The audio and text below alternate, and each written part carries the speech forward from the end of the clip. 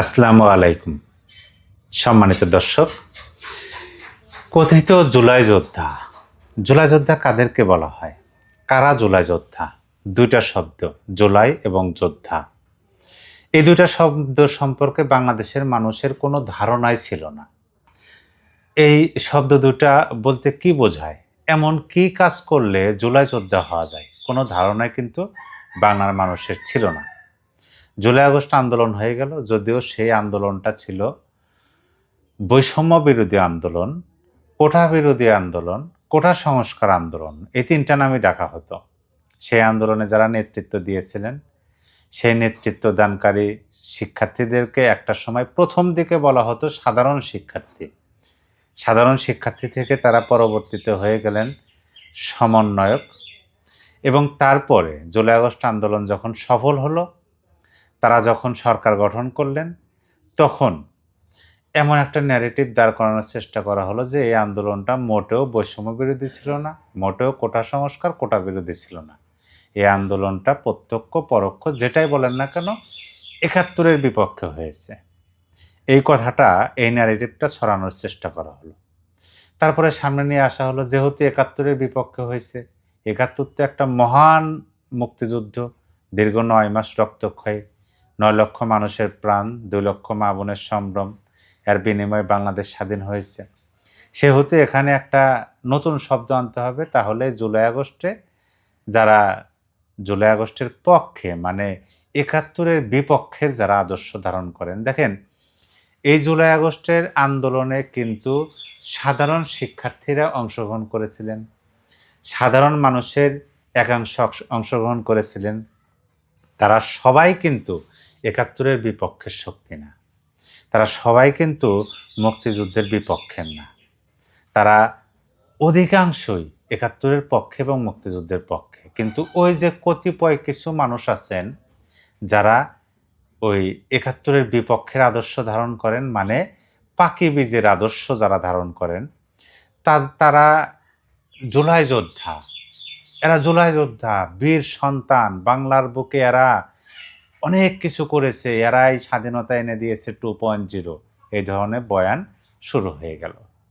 তারপরে একের পর এক সেই কথিত জুলাই যোদ্ধাদের তারা নিজেরাই নিজেদের মুখোশ টেনে খুলতে শুরু করলো। একজন বললেন যে যদি মেট্রো রেলে আগুন না দেওয়া হতো, যদি পুলিশ ফাঁড়িতে আক্রমণ না করা হতো, পুলিশের প্রাণ কেড়ে না দেওয়া হতো, যদি এই বিটিভি ভবনে এই কাণ্ড করা না হতো, তাহলে জুলাই আগস্ট আন্দোলন সফল হতো না। এই কথা কিন্তু ওই জুলাই যোদ্ধাদের মুখ থেকে বের হয়েছে। যে বিষয়টা নিয়ে আমি কথা বলতেছি, দেখেন এই জুলাই যোদ্ধাদের দিন একদিন তো শেষ হবে, কারণ তাদের যে আদর্শটা, সেই আদর্শটা তো এই বাংলাদেশের স্বাধীনতার বিপক্ষের আদর্শ। তারা তো সংবিধান মানেন না, দেশের প্রচলিত আইন মানেন না। তাদেরকে বোঝানো হয়েছে যে তোমরা যেটা করেছো সেটা তো ছিল যুদ্ধক্ষেত্র, সেখানে অনেক কিছু হয়, অনেক কিছু হয়ে থাকে। তোমরা যেটা করেছো সেটা কোনো সমস্যা নাই, তার বিনিময়ে ইনডেমনিটি, দায় মুক্তি দিয়ে দেওয়া হবে। পরবর্তীতে কি হলো, ডক্টর ইউনূস দায় মুক্তি দিয়ে দিলেন। জুলাই আগস্ট আন্দোলনের পক্ষে যারাই নেশাকার করেছেন, যারাই আইন বিরোধী সংবিধান বিরোধী কাজ করেছেন, তাদের বিরুদ্ধে কোনো অভিযোগও দায়ের করা যাবে না। যে সমস্ত পুলিশ সদস্যের পরিবার তাদের স্বজন হারিয়েছেন, তারা অভিযোগটা পর্যন্ত করতে পারবে না, ন্যায় বিচার তো দূরের কথা। এই যে তাদের সাহস, এই যে তাদের কি বলে একটা ভয়হীন পরিবেশ দেওয়ার চেষ্টা করলো এবং তাদের দ্বারা একটা মব বাহিনী তৈরি করলো কে? ডক্টর ইউনূস। তারা যা খুশি তাই করেন, থানার মধ্যে গিয়ে মব করেন, অন্যের বাড়িতে গিয়ে মব করেন, থানার মধ্যে কর্তব্যরত কর্মকর্তার টেবিলের সামনে বসে সেই টেবিল চাপড়িয়ে স্মরণ করিয়ে দেন যে এসআই সন্তোষ, স্মরণ করিয়ে দেন হবিগঞ্জের সেই মডেল থানা, স্মরণ করিয়ে দেন হবিগঞ্জের সেই মব বাহিনীর জনক। তারপরও কিছুই হয় না। আমরা দেখেছি যে তাকে গ্রেপ্তার করা হলো। গ্রেপ্তার করার পরে কি হলো? গ্রেপ্তার করার পরে আবার মব, আবার থানা ঘেরাও, তাকে ছেড়ে দেওয়া হলো। কিন্তু গতকাল ১৭ই আগস্ট ২০২৬ রোজ সোমবার যে ঘটনাটি ঘটেছে সেই ঘটনাটির পরিপ্রেক্ষিতে জানি না পরবর্তীতে কি হবে, কিন্তু এখন পর্যন্ত আমরা যেটা দেখতে পাচ্ছি, আমি এই যে বিষয়টা, এই বিষয়টা নিয়ে আপনাকে যদি বলি যে ওই যে কথিত জুলাই যোদ্ধা বা বৈষম্যবিরোধী আন্দোলনের সদস্য সচিব মাহদি হাসান সহ 3 জনকে যে আটক করা হয়েছে, তাদের দাবিটা কি করতে তারা গিয়েছিলেন? লোডশেডিং এবং বিদ্যুতের দাম বৃদ্ধি, গ্যাস সংকট ও দ্রব্যমূল্যের ঊর্ধ্বগতির প্রতিবাদে বিক্ষোভ মিছিলের প্রস্তুতি নিতে সোমবার বিকেল থেকে হবিগঞ্জ শহরে কোট মসজিদ প্রাঙ্গণে ছাত্র জনতা জড়ো হতে থাকেন। আসরের নামাজ পর মিছিল বের করার প্রস্তুতিকালে সেখানে পুলিশ গিয়ে জেলা বৈষম্যবিরোধী ছাত্র আন্দোলনের সদস্য সচিব মাহদি হাসান সহ 3 জনকে গ্রেপ্তার করে। পরে তাদের হবিগঞ্জ সদর থানায় নিয়ে যাওয়া হয়। এখানে ভারপ্রাপ্ত কর্মকর্তা তিনি বলছেন যে বিক্ষোভকে কেন্দ্র করে কোনো বিশৃঙ্খলা এড়াতে এবং নিরাপত্তার স্বার্থে তাদেরকে আটক করা হয়েছে। তবে আটক 3 জনের বিরুদ্ধে তাৎক্ষণিকভাবে মামলা দায়েরের তথ্য জানায়নি পুলিশ।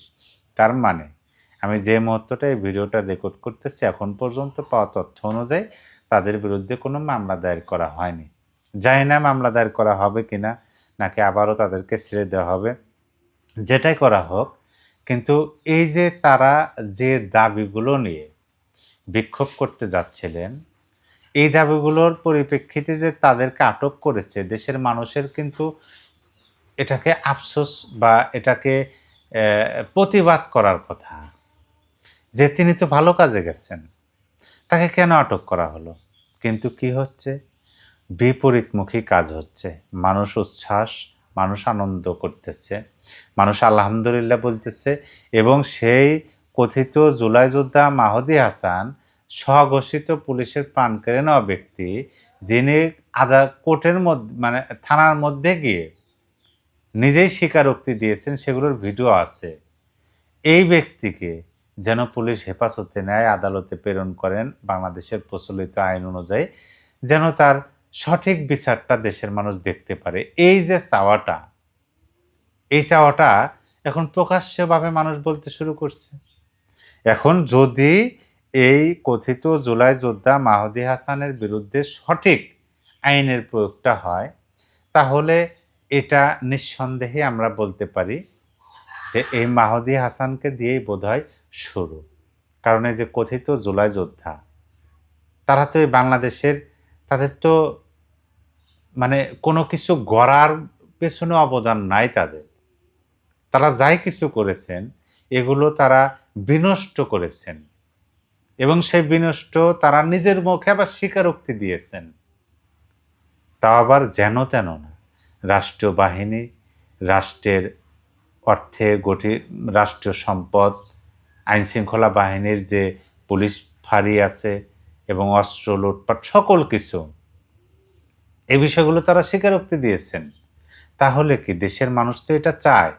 জানি না বর্তমান সরকার কি করবে, তবে আমি যতটুকু বুঝতে পারি যে বর্তমান সরকার যদি সঠিক আইনের বিচারটা, যেমন ধরেন আমাদের মাননীয় প্রধানমন্ত্রী তিনি বলছেন যে দেশ চলবে আইনের শাসন অনুযায়ী, এখানে দ্বিতীয় কোনো অপশন নাই, দ্বিতীয় কোনো কথা নাই। এখানে যদি প্রকৃত দেশটা আইনের শাসন অনুযায়ী চলে, তাহলে তো এই কথিত জুলাই যোদ্ধা মাহদি হাসানরা তারা আইনের আওতায় আসেন, তার কোনো বিকল্প নাই। কারণ তাদেরকে আইনের আওতায় আসতেই হবে। তারা নিজেরাই স্বীকারোক্তি দিয়েছেন। ডক্টর ইউনূসের শাসনামল ছিল, তারাই ডক্টর ইউনূসকে নিয়োগ করেছিলেন, এবং ডক্টর ইউনূস নিজের ইচ্ছাকৃতভাবে এই সমস্ত কথিত জুলাই যোদ্ধাদের দ্বারা মব বাহিনী গঠন করেছিলেন। যেমনটি 1971 সালে আল বদর, আল শামস বাহিনী গঠন করা হয়েছিল, 24-এ ডক্টর ইউনূস মব বাহিনী গঠন করেছিলেন। কিন্তু তারা তো সে মব বাহিনী তো আইনের পক্ষে কাজ করেন নাই, মব বাহিনী কাজ করেছেন আইনের বিপক্ষে।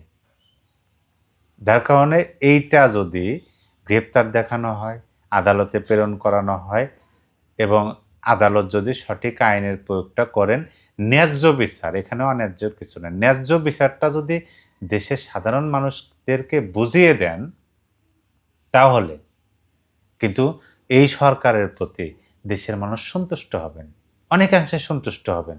এবং এটা যদি চলমান থাকে, মানুষ হাতে তালি পর্যন্ত দেবেন, বাহবা দেবেন এই সরকারকে, যে আর যাই হোক একটা দিক অন্তত সরকারের অবস্থানটা স্পষ্ট, এবং সেটা আমরা দেখতে পাচ্ছি। এই কথাগুলো মানুষ প্রকাশ্যে বলবে, সুনাম গাইতে শুরু করবে।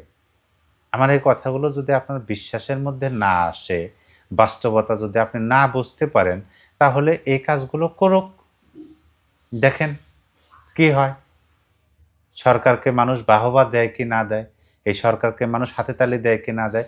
আর যদি এই যে তাদেরকে আটক করা হয়েছে, তাদেরকে যদি গ্রেপ্তার না দেখে আবার সেই ফুলের মালা পরিয়ে সসম্মানে তাদেরকে ছেড়ে দেওয়া হয়, তাদেরকে আবার সেই মপ করতে উৎসাহিত করা হয়, তাহলে দেখবেন দেশের মানুষ এই সরকারের নিন্দা করতে দ্বিধাবোধ করবেন না। কারণ আপনি ভাবুন, যে ব্যক্তি নিজে বলেছেন থানার মধ্যে গিয়ে যে তারা পুলিশের প্রাণ কেড়ে নিয়েছেন, তারা পুলিশ ফাঁড়িতে আক্রমণ করেছিলেন, পুলিশের অস্ত্র লুট করেছিলেন, আবার সেই রেফারেন্স দিয়ে পুলিশকে ভয় দেখাচ্ছেন, এরকম একটা ভিডিও ফুটেজ, এরকম একটা স্বীকারোক্তি আসার পরেও সরকার বলতেছেন আইনের শাসন অনুযায়ী চলবে, গণতান্ত্রিক সরকার, মুক্তিযুদ্ধের পক্ষের সরকার, ৭১-এর পক্ষে, স্বাধীনতার পক্ষের সরকার। যদি তাদেরকে আইনের আওতায় নিয়ে আসে, তাহলে এই বিষয়গুলো সম্পর্কে সরকারের উপর জনগণ নারাজ হবে, এবং যদি এটা আবার করেন সরকার, তাহলে জনগণ খুশি হবেন। প্রিয় দর্শক, এই বিষয়ে আপনার কিছু বলার থাকলে কমেন্ট বক্সে লিখে জানিয়ে দিতে পারেন।